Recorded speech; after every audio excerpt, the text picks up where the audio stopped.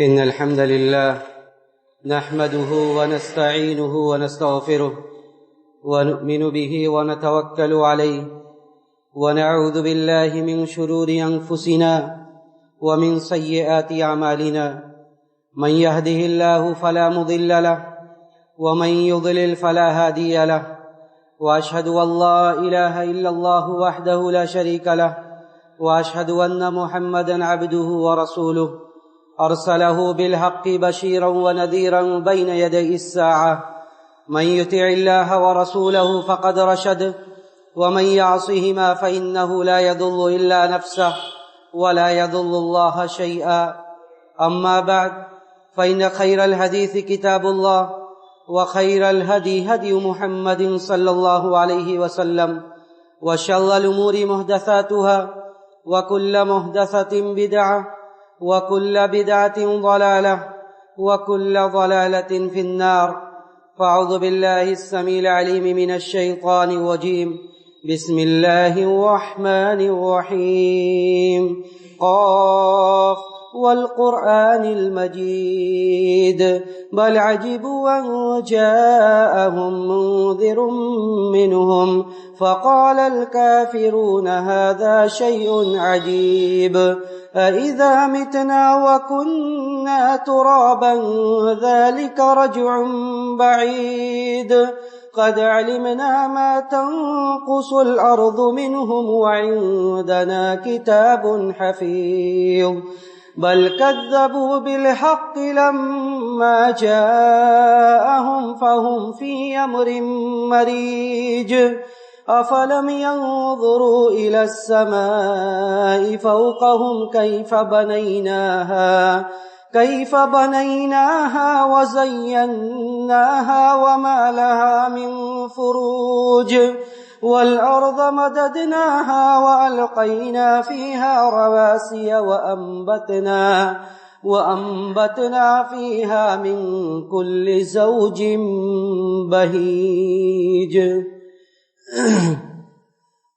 وقال جل وعلا بسم الله الرحمن الرحيم يا أيها الناس اتقوا ربكم الذي خلقكم من نفس واحدة وخلق منها زوجها وبث منهما رجالا كثيرا ونساء واتقوا الله الذي تساءلون به والأرحام إن الله كان عليكم رقيبا. محترم بزرگوں، نوجوان ساتھیوں، عزیز ماؤں اور بہنوں، اس جہان فانی میں اللہ رب العزت والجلال نے جب انسانوں کو بسایا تو ان کو دو جنسوں میں تقسیم کر دیا، اور یہ دونوں جنس مرد و عورت آپس میں ایک دوسرے کے لیے ضرورت بن کر رہ گئی. جنسی میلان، نفسی تسکین اور ایک دوسرے کی ضرورت کو پورا کرنا، دونوں ایک دوسرے کے محتاج بن گئے. اللہ رب العزت والجلال نے ان کے جسم کے اندر ایسا مادہ رکھا جس کی وجہ سے دونوں ایک دوسرے کی طرف مائل ہوتے ہیں، اور دونوں کے فطری ضروریات کو پورا کرنے کے لیے اللہ سبحانہ و تعالی نے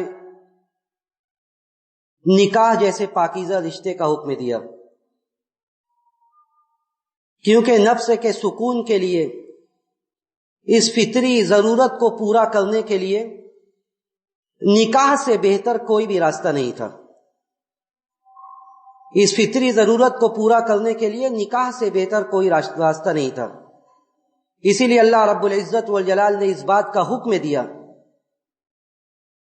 کہ جو بھی لڑکیاں، جو بھی عورتیں پسند آئے، ان سے رشتہ بنا کر، شادی کر کے جائز طریقے سے اپنے جسمانی ضرورت کو پورا کیا جائے اور معاشرے کے اس نظم کو برقرار رکھا جائے جس نظم کو باقی رکھنے کا اللہ رب العزت والجلال نے اور شریعت اسلامیہ نے حکم دیا تھا۔ وَإِنْ خِفْتُمْ أَلَّا تُقْسِطُوا فِي الْيَتَامَى فَانكِحُوا مَا طَابَ لَكُم مِّنَ النِّسَاءِ مَثْنَىٰ وَثُلَاثَ وَرُبَاعَ وَإِنْ خِفْتُمْ أَلَّا تَعْدِلُوا فَوَاحِدَةً أَوْ مَا مَلَكَتْ أَيْمَانُكُمْ ذَلِكَ أَدْنَىٰ أَلَّا تَعُولُوا۔ اگر اس بات کا تمہیں خوف ہے، لوگوں سے یہ کہا گیا کہ اگر اس بات کا تمہیں خوف ہے کہ یتیموں کے ساتھ تم انصاف نہیں کر سکتے تو اس کے علاوہ جو بھی لڑکیاں تمہیں پسند آئے اس سے ایک نہیں ایک دو تین چار جتنی بھی شادی چال تک کر سکتے ہو کر لو۔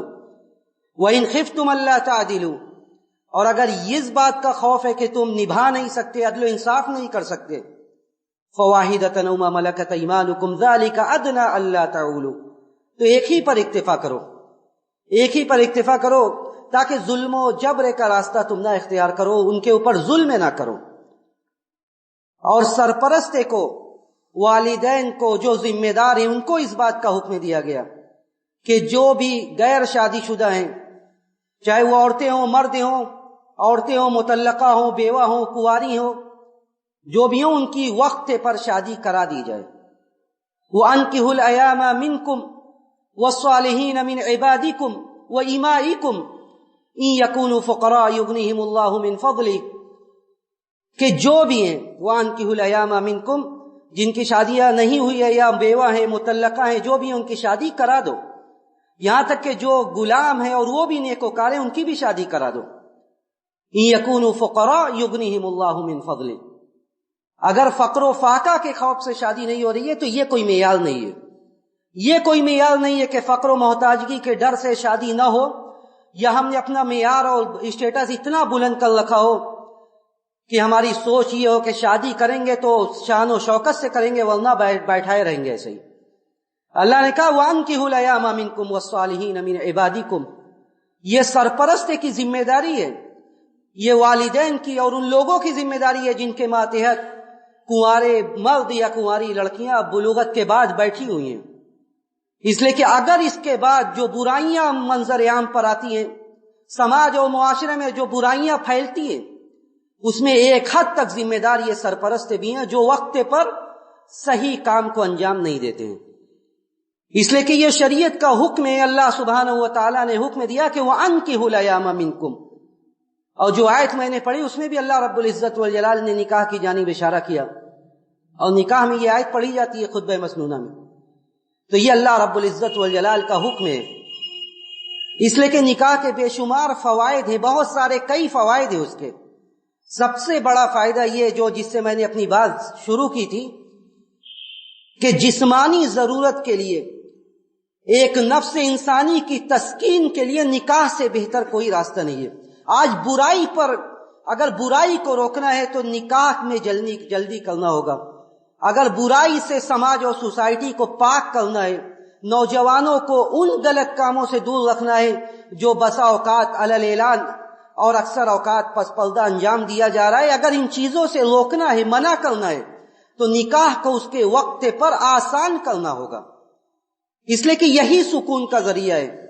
اللہ سبحانہ و تعالیٰ نے حکم دیا، بلکہ یہ ذکر کیا کہ هو الذی خلقکم من نفس واحدہ وخلق منها زوجها لیسکن الیہا وجعل بینکم مودۃ ورحمہ، وہی وہ ذات ہے جس نے ایک نفس سے تمہیں پیدا کیا پھر اسی سے تمہارا جوڑا بھی بنایا، لیسکن الیہا، تاکہ سکون اور راحت کے ساتھ رہو، وجعل بینکم مودۃ ورحمہ، تمہارے درمیان محبت الفت قائم کر دی۔ اس کے علاوہ کسی رشتے میں مرد و عورت کا رشتہ چاہے جتنا بھی اس کو نام دیا جائے لیکن نکاح کے علاوہ کسی رشتے میں محبت نہیں پنپ سکتی۔ تو اللہ نے کہا کہ یہ سکون اور اطمینان کا راستہ ہے، یہ سکون اور راحت کا ذریعہ ہے۔ یہ دوسرا فائدہ یہ ہے کہ یہ شریعت کا حکم ہے، یہ شریعت کا حکم ہے بلکہ یہ عبادت ہے۔ اللہ کے رسول صلی اللہ علیہ وسلم نے صحیح حدیث کے اندر ارشاد فرمایا صحابہ اکرام سے کہ بہت ساری چیزوں کو آپ نے گنایا کہ یہ بھی صدقہ ہے، یہ بھی صدقہ ہے۔ آپ نے کہا کہ وفی بضع احدکم صدقہ، ایک آدمی اپنی بیگم کے پاس، اپنے بیوی کے پاس اپنی جائز ضروریات کو پوری کرنے کے لیے جاتا ہے، یہ بھی صدقہ ہے۔ صحابہ کرام نے تعجب کیا کہ یاتی احدنا شہوتہ ویکون له فیہا اجر، ایک آدمی اپنی شہوت کو پوری کرنے کے لیے جاتا ہے، کیا اس میں بھی اجر ہے؟ اللہ کے رسول صلی اللہ علیہ وسلم نے بڑا منطقی جواب دیا اور کہا ارائیتم لو وضع فی حرام اکان علیہ وزر، کیا خیال ہے اگر کوئی آدمی اس ضرورت کو غلط راستے سے پورا کرے تو کیا اس کو اس کا گناہ ملے گا یا نہیں ملے گا؟ صحابہ کرام نے کہا، تو اللہ کے رسول نے کہا ایسے ہی جب وہ جائز طریقے سے پورا کرے گا تو اس پر اس کو اجر ملے گا۔ تیسرا ایک اہم فائدہ جو حدیث میں ذکر کیا گیا وہ یہ کہ نکاح کے بعد انسان غلط کاموں سے باز آ جاتا ہے، اس کی نگاہ جھک جاتی ہے، نگاہ کی حفاظت ہونے لگتی ہے۔ اللہ کے رسول صلی اللہ علیہ وسلم نے جب نوجوانوں کو حکم دیا اور کہا یا معشر الشباب من استطاع منکم الباءۃ فلیتزوج، اے نوجوانوں کی جماعت جو بھی جسمانی اور مادی حساب سے اپنے بیگم کا بوجھ، اپنے بیگم کا خرچ اٹھا سکتا ہے وہ نکاح کر لے۔ کیوں کر لے؟ فإنہ اغض للبصر واحسن للفرج، کیونکہ یہ نکاح کرنے کے بعد انسان کی نگاہ پست ہو جاتی ہے، جھک جاتی ہے، حرام چیزوں کو دیکھنے سے وہ باز آ جاتا ہے۔ عفت و پاک دامنی کی زندگی گزارنے کے لیے بہترین ذریعہ اور سبب ہے۔ وہ احسن للفرج، بد کرداری سے وہ محفوظ ہو جاتا ہے، شرمگاہ کی حفاظت کر لیتا ہے۔ تو یہ اس کے کئی فائدے جو حدیث میں ذکر کیا گیا۔ اتنے فوائد کے بعد بھی، اتنے فوائد اور اس کے علاوہ اور بھی کئی فائدے، اس کے بعد بھی آدمی شادی میں ٹال مٹول کرے یا تو سرپرست کی جانب سے یا لوگوں کی جانب سے، تو یہ سراسر جرم ہے۔ اللہ کے رسول صلی اللہ علیہ وسلم نے حکم دیا کہ اذا جاءکم من ترضون دینہ وخلقہ فزوجوہ الا تفعلوا تکن فتنۃ فی الارض وفساد عریض۔ جب تمہارے پاس غور سے اس حدیث کے معنی پر غور کیجئے کہ اللہ کے رسول صلی اللہ علیہ وسلم نے کس چیز کو معیار قرار دیا۔ کہتے ہیں اذا جاءکم من ترضون دینہ وخلقہ، جب ایسا بندہ آ جائے، ایسا آدمی آ جائے جس کے دین اور اخلاق سے تم راضی ہو، فزوجوہ، تو شادی کر دو۔ اگر ایسا نہیں کرو گے تو پھر سماج میں جو برائیاں پنپے گی اس کے لیے تیار رہو، جو فتنہ و فساد کی آماجگاہ بنے گا یہ معاشرہ، اس کے لیے تیار رہو۔ معیار دیکھیے، معیار کس چیز کو قرار دیا گیا؟ اعلیٰ کردار، اعلیٰ اخلاق، یہ ایک مرد کے اندر یہ معیار ہے، یہ صفات ہیں جس کو دیکھنے کا حکم دیا گیا۔ اگر یہ صفات نہیں ہے، دنیا کے بنیاد پر رشتہ ہوتا ہے تو ان رشتوں کا انجام کیا ہوتا ہے اس سے بھی ہم اچھی طرح باخبر ہیں۔ جب دین نہیں دیکھا جاتا ہے، جب دین کو دیکھنا بند کر دیا جاتا ہے تو اس کے بعد جن رشتوں کو قائم کیا جاتا ہے، ان رشتوں کا انجام کیا ہوتا ہے اس سے ہم اچھی طرح باخبر ہیں۔ عورتوں کے سلسلے میں اللہ کے رسول صلی اللہ علیہ وسلم نے حکم دیا کہ ایسی عورت تلاش کرو جس کے اندر دینداری بدرجہ اتم پائی جائے، اس کے علاوہ اور بھی صفات پائی جائے تو اسلام نے اس سے منع نہیں کیا ہے۔ ایک عورت دیندار ہے، خوبصورت ہے، فبیہا و نعمت، بہتر ہے۔ ایک عورت دیندار ہے، حسب و نسب کی مالک ہے، اور بھی اچھا ہے۔ لیکن سب چیزیں ہم دیکھیں، حسب و نسب کو دیکھیں، مال و منال کو دیکھیں، جائیداد کو دیکھیں اور دین کو نہ دیکھیں۔ تنکح المرأة لأربع، لمالها ولجمالها ولحسبها ولدینها فاظفر بذات الدین تربت یداک۔ نکاح لوگ بہت سارے معیار کو سامنے رکھ کے کرتے ہیں، کوئی مال و دولت کو دیکھ کے کرتا ہے، کوئی حسب و نسب کو دیکھ کر کرتا ہے۔ ہمیں کیا کرنا ہے؟ فاظفر بذات الدین تربت یداک، دین کو دیکھ کر کرو ورنہ خاک آلود ہو جاؤ گے۔ اگر دین کے بنیاد پر رشتہ قائم نہیں ہوگا تو ہم خائب و خاسر ہوں گے۔ تو اللہ کے رسول صلی اللہ علیہ وسلم نے اعلیٰ اخلاق اور کردار اس کو معیار قرار دیا، اور نبی کے زمانے کی عورتیں جو تھیں وہ اسی چیز کو مد نظر رکھتی تھی ہمیشہ۔ حضرت انس رضی اللہ تعالیٰ عنہ کہتے ہیں کہ حضرت ابو طلحہ رضی اللہ تعالیٰ عنہ نے حضرت ام سلیم کو نکاح کا پیغام دیا۔ حضرت ام سلیم کو نکاح کا پیغام دیا۔ ام سلیم نے کہا کہ آپ تو ایسے آدمی ہیں کہ آپ کو رد نہیں کیا جا سکتا، آپ جیسے آدمی کو کوئی رد نہیں کر سکتا، لیکن آپ مسلمان نہیں ہیں، آپ مسلمان نہیں، آپ اسلام نہیں لائیں، آپ اسلام لے آئیے، میں آپ سے نکاح کرنے کے لیے تیار ہوں، بلکہ اسی نکاح کے لیے جو مہر ہوتا ہے میں اس کے لیے آپ کے اسلام لانے کو کافی سمجھوں گی اور اسی کو حق مہر تسلیم کروں گی۔ کہتے ہیں حضرت انس کی حضرت ام سلیم کے کہنے پر ابو طلحہ اسلام لے آئے اور اسی اسلام لانے کو ان کا مہر بنا دیا گیا۔ یہ نبی کے زمانے کی بھی عورتیں تھیں۔ جلیبی بن نامی ایک بڑے مشہور صحابی حدیث کی کتابوں میں جن کا ذکر ملتا ہے، جو بیچارے مال و دولت کے حساب سے، شکل و صورت کے حساب سے، دونوں حساب سے کمزور تھے.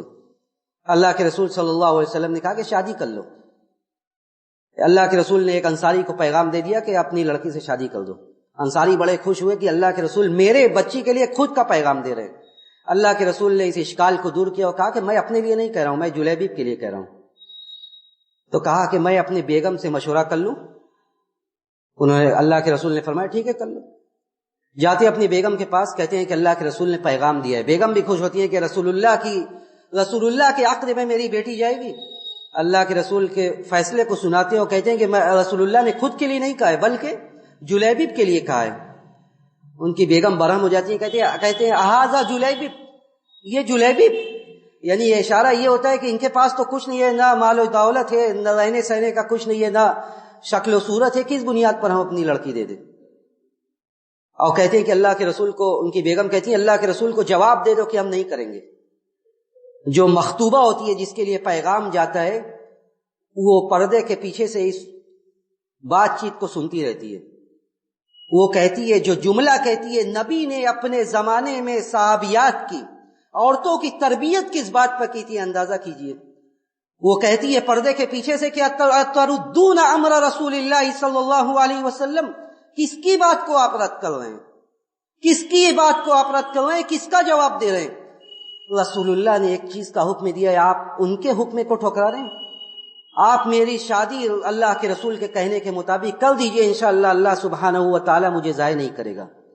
انشاءاللہ اللہ سبحانہ و تعالی مجھے ضائع نہیں کرے گا. اور بعض روایات میں آتا ہے کہ رسول اللہ صلی اللہ علیہ وسلم نے اس جوڑے کے لیے دعا کی، اور اس دعا کا اثر یہ ہوا کہ ایک وقت ایسا آیا کہ پورے مدینے میں اس عورت سے بڑھ کر صدقہ و خیرات کرنے والی کوئی عورت نہیں تھی. یہ نبی کے زمانے کی عورتیں تھیں، یہ ان کی تربیت تھی کہ اگر اعلیٰ اخلاق، دین، اعلیٰ کردار موجود ہے فزوجوہ، تو شادی کر دو. اس کے بعد نئے معیار کو پرکھنا، یہ دیکھنا کہ وہ کتنا کماتا ہے، کیا کرتا ہے، مال و جائیداد کتنی ہے، کتنی پراپرٹی بنا کر رکھا ہے. جب ہم ان چیزوں کو معیار بنائیں گے تو اس کے بعد جو فتنہ و فساد برپا ہوگا اس کے ذمہ دار خود ہم ہوں گے. جب شریعت نے اتنے عظیم رشتے کا حکم دیا تو اس میں بہت سارے حقوق و واجبات ایک دوسرے کے اوپر عائد کیے. ایسے نہیں کہ ہوا میں یہ رشتہ قائم کر دیا گیا اور قائم کرنے کے بعد ختم، بلکہ مرد و عورت کا یہ رشتہ، نکاح کا یہ پاکیزہ رشتہ قائم ہونے کے بعد پوری زندگی ایک دوسرے کا ساتھ ہے، سکھ دکھ، خوشی غمی، ہر وقت کا یہ ساتھ ہے. حالات و ظروف سے بالا تر ہو کر اس رشتے کو نبھانے کا حکم ہے. تو سب سے پہلا حق ایک عورت پر اپنے شوہر کے تعلق سے یہ ہے کہ وہ اس کی خدمت کرے. جو بھی عرف اور دستور کے مطابق جو بھی ہو سکتا ہے اتنی اس کی خدمت کرے. اللہ کے رسول صلی اللہ علیہ وسلم کے پاس ایک عورت آتی ہے، صحابی کہتے ہیں کہ میری پھوپھی تھی. آتی ہیں اللہ کے رسول صلی اللہ علیہ وسلم سے اپنا سوال کرتی ہیں، جو مقصد ہوتا ہے جانے لگتی ہیں. اللہ کے رسول کہتے ہیں تمہارے شوہر ہیں؟ کہتی ہیں ہاں. اللہ کے رسول صلی اللہ علیہ وسلم کہتے ہیں کیا کرتی ہو شوہر کے لیے؟ شوہر کے لیے آپ کیا کرتی ہیں؟ کہتی ہیں جتنی خدمت ہو سکتی ہے میں کرتی ہوں، الا کہ کوئی ایسا کام ہو جو میں کر نہ سکوں، جس سے میں عاجز آ جاؤں. اللہ کے رسول صلی اللہ علیہ وسلم کہتے ہیں انظری این انت منہ، انظری این انت منہ فانما هو جنتک ونارک. دیکھتی رہو اچھی طرح دیکھتی رہو کہ تم ان کے ساتھ کیا کر رہی ہو، اس لیے کہ یہی تمہارے لیے جنت ہے اور یہی تمہارے لیے جہنم ہے. اچھی طرح دیکھتی رہو اس لیے کہ یہی تمہارے لیے جنت ہے اور یہی جہنم ہے. کتنی خدمت کرتی ہو، کتنی خدمت گزار ہو اپنے شوہر کے لیے، اس کا بھی محاسبہ ہوگا اللہ کے یہاں، اس پر بھی حساب و کتاب ہوگا. اور اسی لیے دیکھتی رہو کہ خدمت کرتی رہو تاکہ اللہ کے یہاں تمہارا حساب و کتاب آسان ہو. نبی کے زمانے کی بڑی بڑی عورتیں جنہیں یہ کہا گیا کہ سیدۃ نساء اہل الجنہ، حضرت فاطمہ نبی کے گھر کی، نبی کی بیٹی، نبی علیہ الصلوۃ والسلام نے کہا کہ یہ جنت میں عورتوں کی سردار ہیں. گھر کا کیا حال تھا، کیسے رہتی تھی گھر میں؟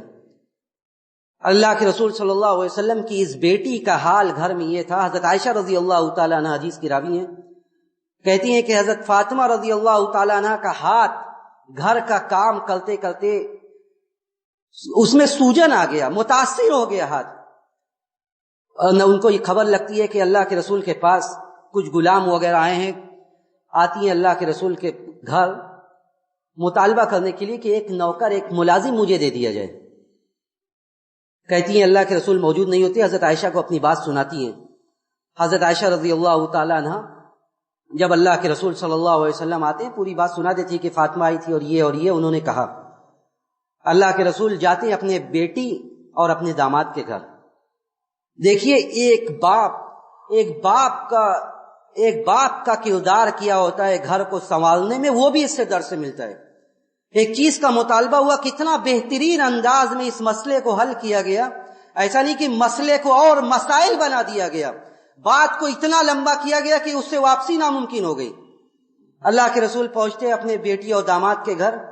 کہتے ہیں فاطمہ تم، حضرت علی اور وہ دونوں موجود ہوتے ہیں. کہتے ہیں تم نے ایسا اور ایسا کہا ہے، کیا میں تمہیں وہ چیز نہ بتلا دوں جو تمہارے لیے نوکر سے اور ملازم سے بہتر ہے؟ فاطمہ کہتی ہیں بتا دیجئے ابو. اللہ کے رسول صلی اللہ علیہ وسلم کہتے ہیں کہ تم جب بستر پر جاؤ تو 33 مرتبہ سبحان اللہ، 33 مرتبہ الحمدللہ اور 34 مرتبہ اللہ اکبر پڑھ کر سویا کرو. ھذا خیر لکما من خادمکما، یہ تم دونوں کے لیے نوکر چاکر سے زیادہ بہتر ہے. اسے ایک روحانی قوت ملے گی، تمہیں ضرورت نہیں محسوس ہوگی. یہ کون ہے، کس کی بات کی جا رہی ہے؟ سیدۃ نساء اہل الجنہ، یہ جنت میں عورتوں کی سردار. اللہ کے رسول چاہتے تو کئی نوکر ملازم بھیج دیتے، لیکن اللہ کے رسول نے طریقہ بتلایا، اچھے طریقے سے معاملے کو حل کیا. دوسرا واقعہ سنی، حضرت اسماء بنت ابی بکر، حضرت ابو بکر رضی اللہ تعالیٰ عنہ کی بیٹی، جو پیسے والے تھے. یعنی ایسا نہیں کہ حضرت ابو بکر کی کوئی حیثیت نہیں تھی، حضرت ابو بکر کی بڑی حیثیت تھی، مال و جائیداد سب تھا ان کے پاس. حضرت ابو بکر کی بیٹی کہتی ہیں حضرت اسماء رضی اللہ تعالیٰ عنہ کہ جب حضرت زبیر سے میری شادی ہوئی، حضرت زبیر کے پاس کچھ نہیں تھا. حضرت زبیر کے پاس کچھ نہیں تھا، ایک اونٹ تھا اور ایک گھوڑا تھا. میں گھوڑے کو گھاس چراتی تھی، اونٹ کو پانی پلاتی تھی، اونٹ پر پانی لاتی تھی، آٹا گوندتی تھی. یہ صحیح بخاری کی حدیث ہے. کہتی ہیں کہ میں آٹا گوندتی تھی. الگ بات ہے کہ مجھے روٹی پکانا نہیں آتا تھا. حضرت اسماء کہتی ہیں کہ مجھے روٹی پکانا نہیں آتا تھا، آٹا تک اپنے ہاتھ سے گوندتی تھی. لیکن انصار کی عورتیں اتنی محبت کرنے والی تھی اور وہ سچی دوستیں تھی، اس لیے میرے گھر آ کر میری روٹی پکا دیا کرتی تھی. تو کہتی ہیں حضرت اسماء کی جب شادی ہوئی کچھ نہیں تھا حضرت زبیر کے پاس. جو اللہ کے رسول نے انہیں زمین دی وہ تو بہت دنوں بعد کی بات ہے، اور وہ بھی اتنی دور زمین تھی. میں وہاں بھی جاتی تھی، میں وہاں سے گٹھلیاں چنتی تھی، لے کر پھر آتی تھی، لاد کر آتی تھی. یہ کون کہہ رہا ہے؟ یہ حضرت اسماء بنت ابی بکر رضی اللہ تعالیٰ عنہ. یہ اس نبی کے زمانے کی عورتیں تھیں. یہ نبی کے زمانہ کی تربیت تھی کہ ایک عورت کو یہ بتلایا جا رہا ہے کہ تمہارا شوہر یہ تمہارے لیے جنت و جہنم ہے. حالات و ظروف سے بالا تر ہو کر، حالات جیسے بھی ہوں، ہر حالت میں اپنے شوہر کی خدمت کرنا، اس کا ساتھ نبھانا، یہ اس کی ذمہ داری ہے. دوسرا بڑا حق یہ ہے کہ وہ اس کی اطاعت کرے. اس لیے کہ جب رشتہ بن گیا، اگر شوہر کی اطاعت نہیں کرے گی تو اس رشتے کو نبھانا بہت مشکل ہے. اور اللہ کے رسول صلی اللہ علیہ وسلم نے اسی لیے حکم دیا اور بشارت دی کہ اذا صلت المرأة خمسها وصامت شهرها واطاعت زوجها، کہ ایک عورت جب پنجگانہ نماز پڑھتی ہے، رمضان کا روزہ رکھتی ہے، اپنے شوہر کی اطاعت کرتی ہے، تو اس سے کہا جائے گا قیل لها ادخلی من ای ابواب الجنت شئت، اس سے کہا جائے گا قیامت کے دن کہ جس دروازے سے چاہو اس دروازے سے جنت میں چلی جاؤ. اور یہ بھی سن لیں کہ ایک عورت جتنی بھی اطاعت گزار ہو، اگر وہ اپنے شوہر کے لیے نافرمان ہے، اللہ کے رسول صلی اللہ علیہ وسلم نے بڑی سخت وعید سنائی. فرمایا کہ اثنانی لا تجاوزوا صلاتهما رؤوسهما، دو آدمی ایسے جن کی نماز ان کے سر کے اوپر نہیں جائے گی. عبد ابق من موالیہ حتی یرجع، ایک وہ غلام جو اپنے مالک سے بھاگ گیا اور یہاں تک کہ وہ لوٹ آئے. وامرأة عصت زوجها حتی ترجع، اور ایک وہ عورت جو اپنے شوہر کی نافرمانی کرے یہاں تک کہ رجوع کر لے، معافی مانگ لے اس سے، تب اس کی عبادت قبول کی جائے گی. تیسرا یہ کہ ہمیشہ شوہر کی شکر گزاری کرے، اس لیے کہ اللہ کے رسول صلی اللہ علیہ وسلم نے ذکر کیا کہ مجھے جہنم دکھلایا گیا، جہنم میں عورتوں کی تعداد زیادہ دکھلائی گئی. کیوں دکھلائی گئی؟ تکثرن اللعن وتکفرن العشیر. یہ عورتیں کیا کرتی ہیں؟ سب کچھ کرتی ہیں، لیکن اس کے بعد تکثرن اللعن، لعن و تان زیادہ کرتی ہیں، وہ تکفرن العشیر، ہمیشہ شوہروں کی نافرمانی، ناشکری پوری زندگی. یہ حدیث کا لفظ ہے، میں اپنی طرف سے نہیں کہہ رہا ہوں، حدیث میں اللہ کے رسول نے کہا کہ پوری زندگی ایک شوہر اس کی خدمت کرتا ہے، سب کچھ کرتا ہے جو کر سکتا ہے، لیکن ذرا سا معاملہ کمزور رہ جاتا ہے. کبھی کہتی ہے آپ نے میرے لیے زندگی میں کیا ہی کیا ہے، آپ نے زندگی میں میرے لیے کیا ہے. تو یہ عورتوں کے حقوق ہے، لیکن شریعت ہمیشہ دونوں پہلو کو لے کر چلتی ہے. مردوں کو بھی ایسے ہی نہیں چھوڑا گیا. مردوں سے یہ کہا گیا کہ فاتقوا اللہ فی النساء، فاتقوا اللہ فی النساء. سب سے بڑا اور پہلا حق یہ ہے کہ عورتوں کے حق میں اللہ سے ڈرتے رہو. اس کا جو نان و نفقہ دستور کے مطابق ہے وہ دو اسے. اور آپ عورت لے آئیں، آپ بیوی لے آئیں، آپ ایک کام کرنے والی نہیں لے کر آئیں. جو آپ کھاتے ہیں وہ اسے کھلائیے، جو آپ پہنتے ہیں وہ اسے پہنائیے، یہ اس کا حق ہے. فاتقوا اللہ فی النساء، عورتوں کے حق میں اللہ سے ڈرتے رہیں. کیوں؟ یہ رشتہ کس بنیاد پر قائم ہوا ہے؟ فَإِنَّكُمْ أَخَذْتُمُوهُنَّ بِأَمَانِ اللَّهِ، اللہ کے ذمہ داری پر تم نے اس رشتے کو قائم کیا ہے. وَاسْتَحْلَلْتُمْ فُرُوجَهُنَّ بِكَلِمَةِ اللَّهِ، اس شرمگاہ کو حلال کیا گیا اللہ کے کلمے پر. تو اللہ سے ڈرتے رہو. جو کھاؤ وہ کھلاؤ، جو پہنو وہ پہناؤ. ایسا نہ ہو کہ آپ کے زندگی کا معیار کچھ ہو، آپ کے کھانے پینے کا انداز کچھ ہو، آپ کو جو من کیا آپ نے کھا لیا باہر نکل کے اور عورتیں گھر میں رہ گئی. ایسے یہ نہیں. ان تطعمها اذا طعمت، جب کھاؤ جو کھاؤ کھلاؤ. وتکسوها اذا اکتسیت، جو پہنو وہ پہناؤ، جو معیار کا آپ پہنتے اسی معیار کا پہنائیے. دوسری ذمہ داری یہ کہ وَلَهُمْ عَلَيْكُمْ وَلَهُنَّ عَلَيْكُمْ رِزْقُهُنَّ وَكِسْوَتُهُنَّ بِالْمَعْرُوفِ.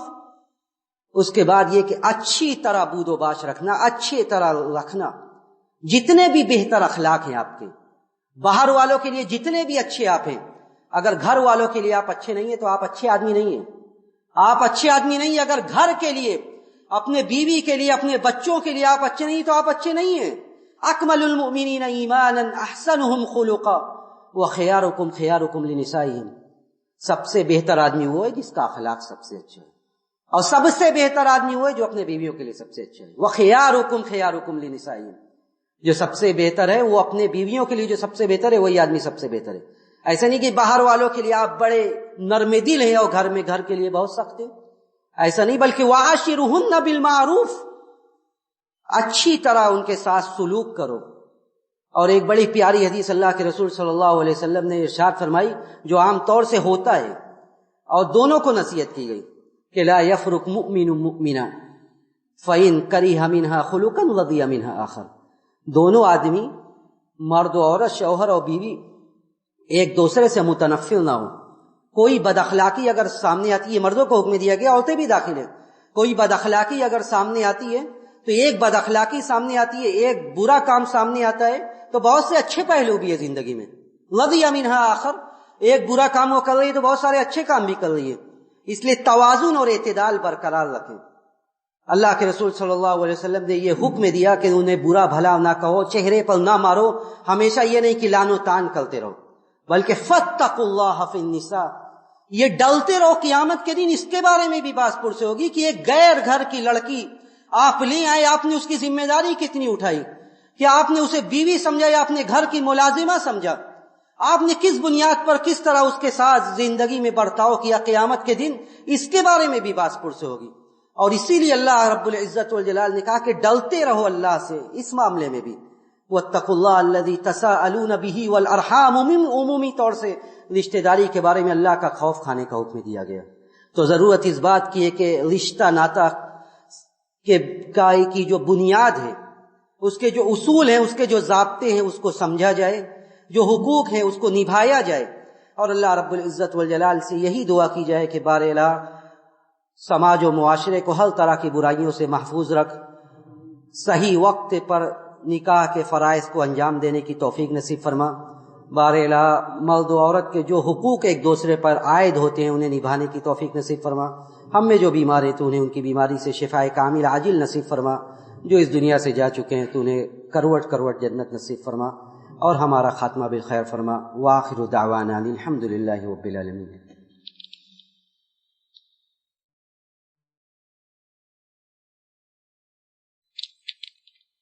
الحمد لله على إحسانه والشكر له على توفيقه وامتنانه وأشهد أن لا إله إلا الله تعظيما لشأنه وأشهد أن محمدا عبد الله ورسوله والداعي إلى رضوانه إن الله وملائكته يصلون على النبي يا أيها الذين آمنوا صلوا عليه وسلموا تسليما اللهم صل على محمد وعلى آل محمد كما صليت على إبراهيم وعلى آل إبراهيم إنك حميد مجيد اللهم بارك على محمد وعلى آل محمد كما باركت على إبراهيم وعلى آل إبراهيم إنك حميد مجيد اللهم أعز الإسلام والمسلمين اللهم أعز الإسلام والمسلمين وأذل الشرك والمشركين ودمر أعداء الدين واحمي حوزة الإسلام يا رب العالمين۔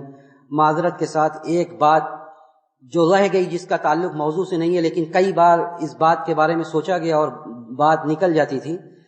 نماز کے بعد بہت سارے لوگوں کو یہ دیکھا جاتا ہے کہ جب وہ اذکار مشروعہ جو مشروع اذکار ہیں اس کو پڑھتے ہیں اور پڑھنے کے بعد اپنے گریبان میں اپنے کلتے وغیرہ میں پھونکتے ہیں۔ دیکھیے اذکار کے بعد اس طرح کا پھونکنا یہ اللہ کے رسول صلی اللہ علیہ وسلم سے ثابت نہیں ہے۔ جو بات ثابت ہے وہ یہ کہ آپ بستر پر جب جاتے تھے تو آپ اپنے دونوں ہاتھوں کو جمع کرتے تھے، ایک ساتھ کرتے تھے اور قل هو اللہ احد، قل اعوذ برب الفلق اور قل اعوذ برب الناس پڑھ کر پھونکتے تھے اور پھر اپنے پورے جسم کو جہاں تک ہو سکتا تھا آپ دم کرتے تھے۔ لیکن نماز کے بعد جو اذکار ہے اس کو پڑھ کر اور اپنے گریبان وغیرہ میں پھونکنا یا پورے جسم پر ملنا وغیرہ یہ استمرار کے ساتھ تو قطعاً اس لیے جائز نہیں کہا جا سکتا۔ شیخ ابن باز اور دوسرے لوگوں سے پوچھا گیا، انہوں نے کہا کہ استمرار کے ساتھ تو کوئی گنجائش ہی نہیں ہے۔ کبھی اگر آدمی کے جسم میں کوئی تکلیف ہے اور وہ رقیہ کر لے، دم کر لے، خود کو کوئی حرج نہیں ہے، لیکن ایک عادت بنانا، ہمیشہ پڑھنا اور پڑھ کے اپنے پورے جسم پر دم کرنا اور گریبان وغیرہ کے اندر پھونکنا یہ صحیح نہیں ہے، اس لیے اس سے بچنا چاہیے۔ ان اللہ وملائکتہ یصلون علی النبی یا ایھا الذین آمنوا صلوا علیہ وسلموا تسلیما اللهم صل علی محمد وعلی آل محمد كما صلیت علی ابراہیم وعلی آل ابراہیم انک حمید مجید اللهم بارک علی محمد وعلی آل محمد كما بارکت علی ابراہیم وعلی آل ابراہیم انک حمید مجید ربنا ظلمنا انفسنا وان لم تغفر لنا وترحمنا لنكونن من الخاسرین ربنا آتنا في الدنيا حسنة وفي الآخرة حسنة وقنا عذاب النار عباد الله رحمكم الله إن الله يأمر بالعدل والإحسان وإيتاء ذي القربى وينهى